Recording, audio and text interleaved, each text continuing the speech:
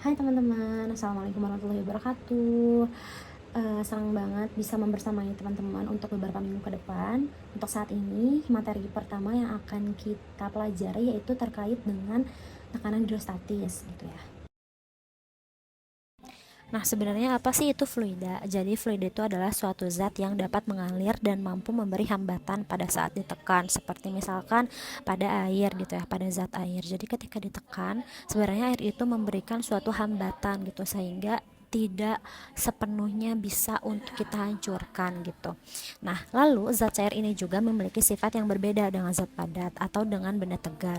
Zat cair itu tidak mampu menahan tegangan geser sehingga bentuknya akan berubah menurut tempatnya. Misalkan di sini kita contohkan air ya. Ketika misalkan air kita simpan di gelas, maka airnya itu akan berbentuk gelas. Ketika kita menaruh ke dalam mangkok, maka airnya itu akan berbentuk mangkok gitu ya. Oke, nah untuk saat ini yang akan kita bahas bersama adalah terkait dengan fluida statis, di mana fluidanya itu akan diam. Nah, salah satu materinya itu adalah tekanan hidrostatis gitu ya. Nah, dalam belajar fluida statis itu ada besaran-besaran yang perlu kita ketahui. Yang pertama itu ada massa jenis dan yang kedua ada tekanan. Untuk massa jenis ini sendiri didefinisikan sebagai eh, perbandingan antara massa terhadap volumenya. Bila kerapatan kita beri simbol rho, dapat diketahui bahwa rho itu sama dengan massa per volume dengan satuan kilogram per meter kubik atau gram per sentimeter kubik. Nah, bisa kita contohkan di dalam air misalkan. Nah, massa jenis dari air itu kan 1000 kg per meter kubik atau 1 gram per sentimeter kubik. Nah, itu jadi kerapatan-kerapatan dari setiap fluida atau zat itu biasanya memang ada gitu. Zat padat juga memiliki massa jenis, zat cair juga sama.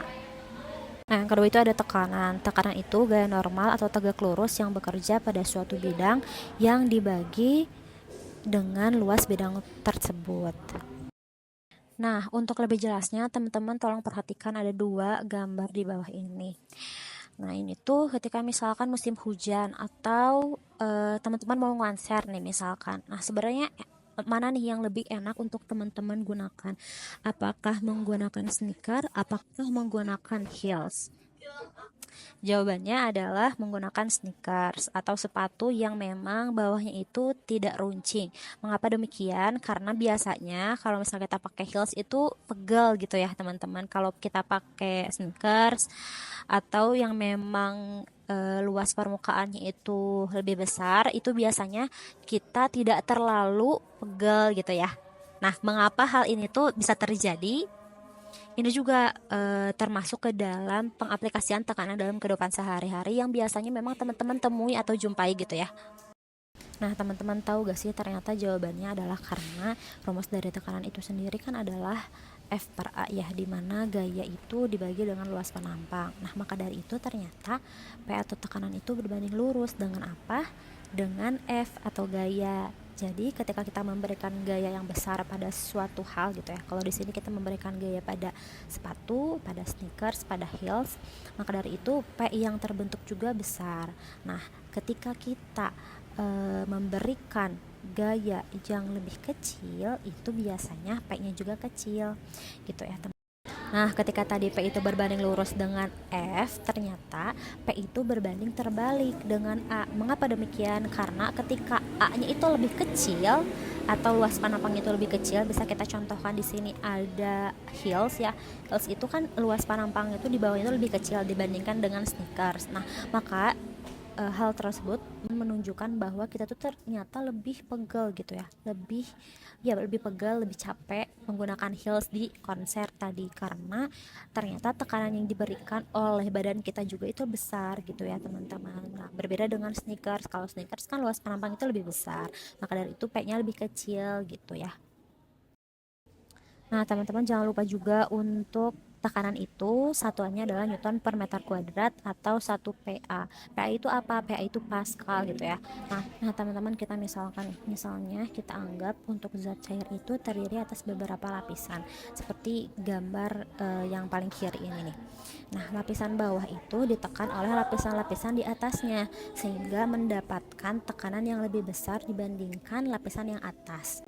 Nah, kalau misalkan lapisan yang atas, paling atas itu hanya ditekan oleh udara sehingga tekanan pada permukaan zat cair itu biasanya sama dengan tekanan atmosfer.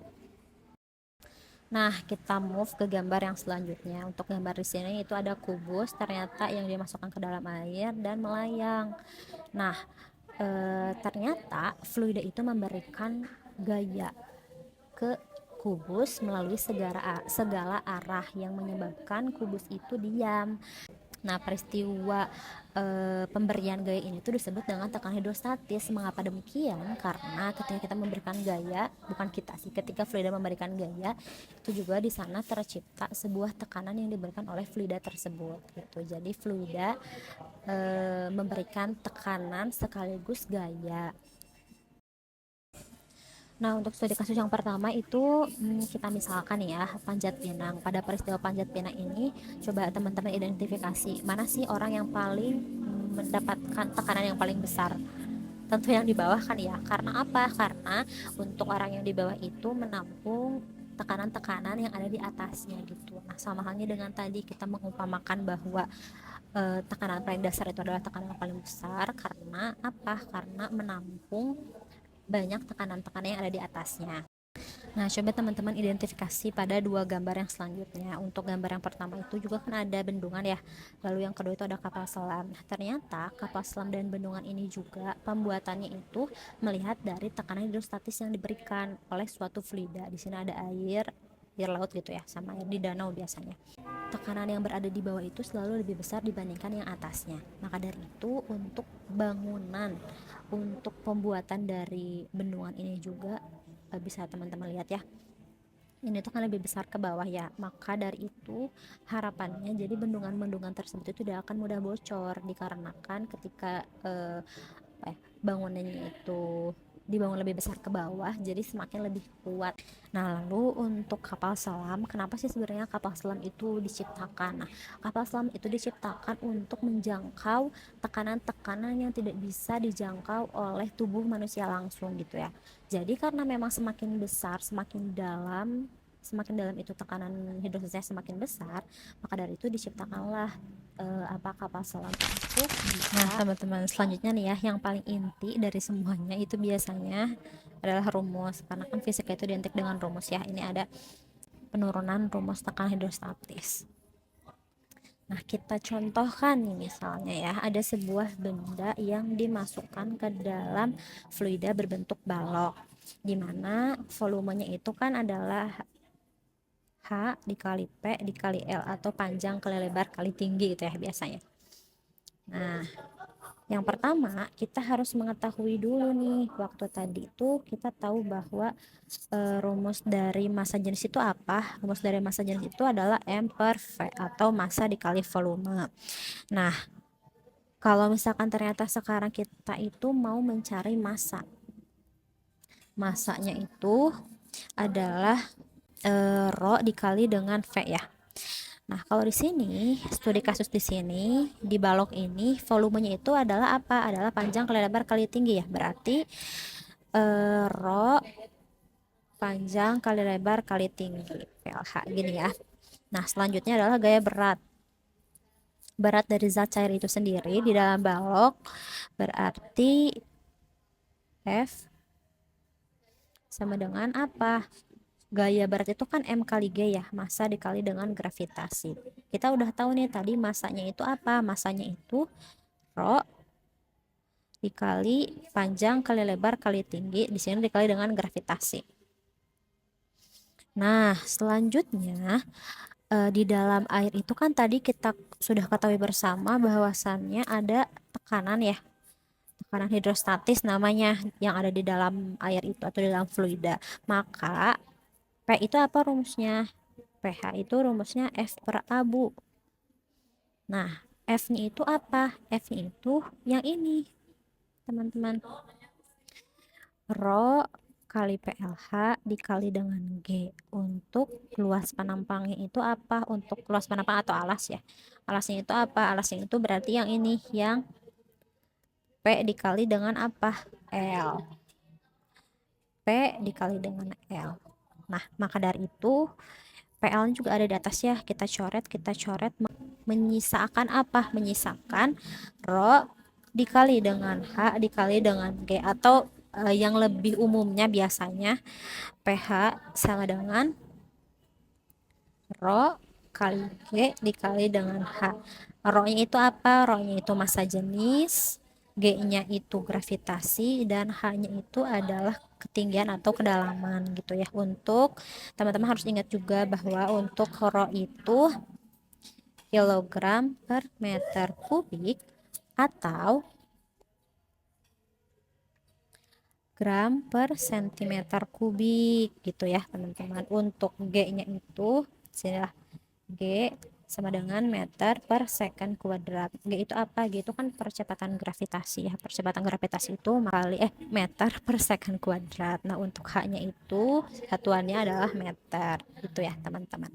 Nah, teman-teman harus ingat lagi nih bahwa tadi itu kan ada ya, untuk Pascal itu ternyata ada yang dinamakan dengan 1 atm. Jadi nanti selain Pascal, untuk satuan tekanan itu ada atm. Nah, 1 atm itu sama dengan 76 cm Hg atau sama dengan 1,01 kali 10 pangkat 5 Pascal gitu ya teman-teman. Jadi konversi-konversi ini teman-teman harus hafal, harus ingat gitu, karena nanti ada apa ya, jadi tekanan-tekanan itu tidak langsung Newton per meter kuadrat, tidak langsung seperti ini teman-teman. Ada yang menggunakan Pascal, ada yang menggunakan cmhg, ada yang menggunakan atmosfer gitu ya. Nah, oke, pembahasan selanjutnya yaitu mengenai hukum pokok hidrostatis. Hukum pokok hidrostatis ini apa, Bu? Hukum pokok hidrostatis ini merupakan semua titik yang terletak pada bidang datar yang sama di dalam zat cair yang sejenis. Ingat ya teman-teman, harus sejenis, memiliki tekanan mutlak yang sama.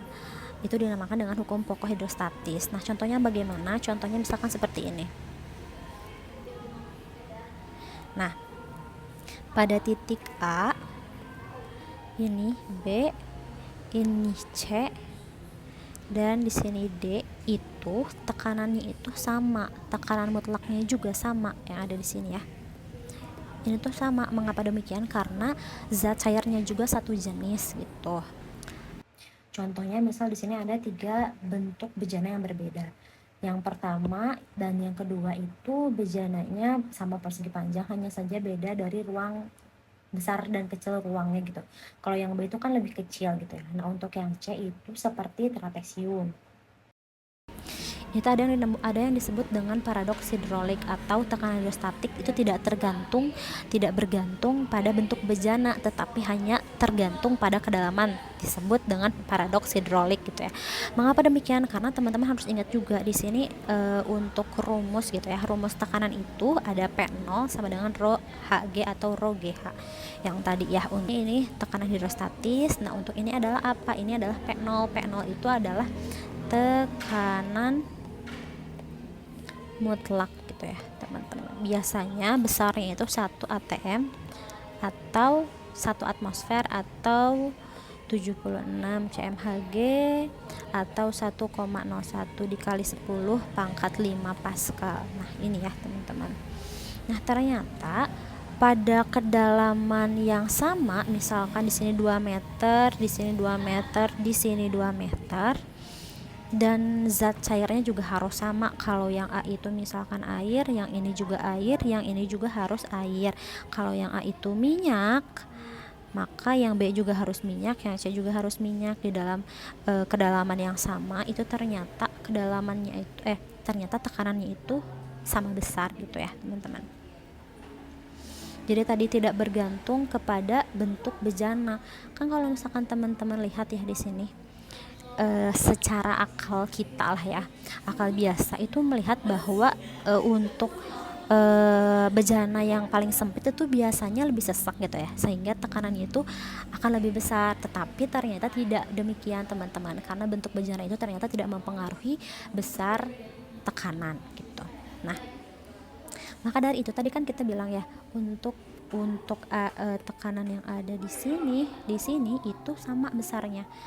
Jadi, jadi teman-teman, PA atau P1 itu harus sama dengan P2. Karena satu jenis zatnya, cairannya kayak gitu lah ya. Nah, PA itu apa? P0 ditambah rho GH. PB juga apa? P0 ditambah rho P, rho B dikali G dikali HB. Nah, teman-teman, karena di sini ada P0 yang sama ya, P0 pasti bakal sama ya. Besarnya juga pasti bakal sama, lalu G-nya juga pasti bakal sama. Ketika di sini misalnya 9,8, kita coba bulatkan lah ya, atau 10. Di sini juga 10, di sini juga 10. Nah, kalau kayak gini menyisakan apa? Menyisakan ini rho A dikali dengan HA sama dengan rho B dikali dengan HB. Nah, selanjutnya adalah contoh soal. Jadi kita akan mencoba untuk menjawab pertanyaan. Kalau di sini pertanyaan itu berbentuk cerita ya. Boleh teman-teman baca dan juga identifikasi pertanyaannya. Boleh teman-teman pause dulu ya. Nah, udah teman-teman baca. Oke, kita coba untuk menyelesaikannya bersama-sama ya. Nah, teman-teman, kita coba menjawab ya pertanyaan dari poin 1. Kalau di sini poin 1 ya. Kalau di jawaban ini poinnya A. Nah, poin 1 ini menurut Anda permasalahan apa sih yang terjadi pada persoalan di atas? Bisa seperti ini menjawabnya. Dengan kondisi fisik yang sama, mengapa terdapat perbedaan kedalaman maksimum yang dicapai oleh Yeonjun saat di danau dan di laut? Nah, bisa seperti itu. Atau misalkan teman-teman ada pertanyaan lain, misal apa sih yang menyebabkan Yeonjun itu ternyata ketika di laut lebih sesak dan tidak bisa menempuh jarak yang sama dengan di danau, misal, atau ya bebas itu mah gimana teman-teman gitu ya untuk permasalahan itu seperti apa. Nah, untuk yang poin kedua itu ada konsep fisika apa yang relevan dengan masalah tersebut dan besaran fisika apa saja yang ternyata ditanyakan dan diketahui.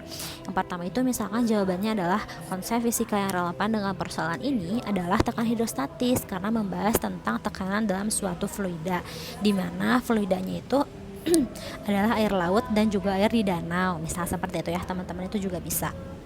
Nah, untuk besaran fisika yang diketahui ini yang pertama ada rho D, massa jenis dari danau ternyata 1000 kg per meter kubik.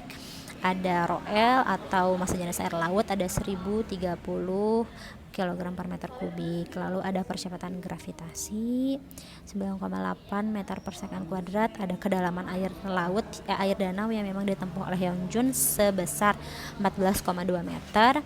Ada kedalaman di air laut itu di 13,9 meter. Lalu apa sih besaran yang ditanyakan? Ketika tadi kita ingin mengetahui kenapa sih Yeonjun itu hanya bisa mencapai kedalaman sekian di danau dan di laut, maka dari itu kita harus tahu apa yang akan bisa menyebabkannya. Yang menyebabkan itu kan biasanya dari tekanan hidrostatis ya teman-teman, dari tekanan hidrostatis baik itu di danau dan di laut. Jadi kita harus tahu dulu nih di danau atau di laut berapa sih sebenarnya besarnya gitu. Nah, lalu ada poin merencanakan solusi, atau di sini itu poinnya adalah berkaitan dengan konsep fisika. Langkah-langkah apa aja sih yang perlu dilakukan? Yang pertama nih, untuk mengetahui mengapa terdapat perbedaan antara kedalaman maksimum yang dicapai oleh Yeonjun dengan menggunakan konsep tekanan hidrostatis dan aspek apa aja yang mempengaruhinya. Yang pertama caranya itu adalah dengan menghitung tekanan hidrostatis di danau. Yang kedua adalah menghitung tekanan hidrostatis di laut. Lalu yang ketiga adalah membandingkan keduanya gitu ya, antara di danau dan juga di laut. Nah, setelah tadi kita membuat sebuah solusi atau sebuah langkah-langkah gitu ya, maka untuk poin yang nomor 4 atau D itu dari hasil rancangan langkah-langkah yang telah dibuat, maka gunakanlah rancangan tersebut untuk menyelesaikan permasalahan. Nah, gimana Pak cara penyelesaiannya itu? Tadi kan kita udah mengetahui langkah-langkahnya, kita kerjakan saja. Jadi yang pertama itu untuk tekanan hidrostatis yang ada di danau, maka rumusnya itu ini ya, rho GH. Jadi tinggal kita masukin aja 1000 kg per meter kubik dikali dengan 9,8 meter per second kuadrat dikali dengan 14,2 meter. Nah, teman-teman bisa lihat juga ya, kan di sini satuannya sudah sesuai. Jadi tidak perlu untuk diganti-ganti lagi. Ini ada meter, terus juga ini meter per second kuadrat sudah sesuai. Ini juga kilogram per meter kuadrat juga sudah sesuai. Teman-teman kalau kayak gini, misalkan ininya sentimeter ya, H-nya itu. Lalu apa sih namanya? Massa jenisnya itu kilogram per meter kubik. Nah, kalau seperti ini itu teman-teman harus mengubah, mau misalkan ini yang diubah atau enggak ini yang diubah gitu ya. Ini misalkan karena tadinya sentimeter, jadi teman-teman misalkan bisa rho-nya itu diganti jadi gram per sentimeter kubik gitu ya. Nah, ternyata ini semua itu menghasilkan 139.160 PA ini. Nah, lalu sama halnya untuk mengerjakan dari PL atau tekanan hidrostatis yang ada di laut, sama halnya ya seperti yang tadi, dan ternyata menghasilkan nilai yang lebih besar dibandingkan dengan sebelumnya atau yang ada di danau. Nah, perbandingan tekanan hidrostatis yang dirasakan oleh Yeonjun di danau dan di laut itu dipengaruhi oleh tekanan hidrostatis pada saat kedalaman 13,9 meter di bawah permukaan laut itu lebih besar daripada tekanan hidrostatis yang dirasakan oleh Yeonjun pada saat menyelam di danau, yaitu 14,2 meter. Jadi meskipun untuk kedalamannya itu ternyata lebih dalam yang di danau, tetapi ternyata tekanan hidrostatisnya itu lebih besar di mana? Di laut gitu ya teman-teman. Hal ini tuh dipengaruhi oleh apa? Boleh teman-teman jabarkan ya. Nah, selanjutnya itu adalah untuk ini. Apakah hasil perhitungan yang diperoleh dari langkah-langkah yang telah direncanakan itu menunjukkan bahwa solusi tersebut efektif? Berikan argumentasimu. Nah, hal itu efektif atau tidak? Misalkan kita menganggap hal tersebut itu efektif karena dalam permasalahan ini perhitungan dan perbandingan tekanan hidrostatis yang dialami oleh Yeonjun di danau dan di laut itu dapat menyebabkan pertanyaan mengapa terdapat perbedaan maksimum yang diperoleh oleh Yeonjun. Hal ini juga disebabkan oleh perbedaan massa jenis fluida yang mempengaruhi tekanan hidrostatis yang dirasakan oleh Yeonjun. Untuk membuktikan hal tersebut nih ya, kita coba mencontohkan lagi masalah di mana Yeonjun itu menyelam di danau dan di laut dengan kedalaman yang sama, misalkan 14,2 meter. Nah, untuk tekanan hidrostatis yang di danau itu kan menghasilkan ini ya 139.160 Pascal. Nah, ketika tekanan hidrostatis yang ada di laut itu ketinggiannya menjadi 14,2, ternyata tetap saja teman-teman, tetap saja lebih besar yang ada di laut gitu ya. Nah, maka ternyata memang betul tekanan yang dihasilkan di laut dengan kedalaman yang sama dengan ketinggian pada danau juga itu lebih besar tekanan yang ada di laut karena massa jenis menjadi pengaruh dari besarnya tekanan hidrostatis. Oke, gitu ya teman-teman. Oke, demikian pembelajaran kita mengenai materi tekanan hidrostatis. Sampai jumpa di video selanjutnya yang akan membahas mengenai materi hukum Pascal. Harapannya sih teman-teman tidak cepat merasa puas. Setelah video ini selesai, ada beberapa video lagi yang memang sudah aku sertakan. Jadi teman-teman jangan lupa nonton dan jangan lupa dicatat juga terkait dengan contoh-contoh soal yang kali aja nanti mungkin akan bisa muncul di di post test, sorry. Oke, demikian. Semoga semangat selalu, sehat selalu teman-teman. Wassalamualaikum warahmatullahi wabarakatuh. See you.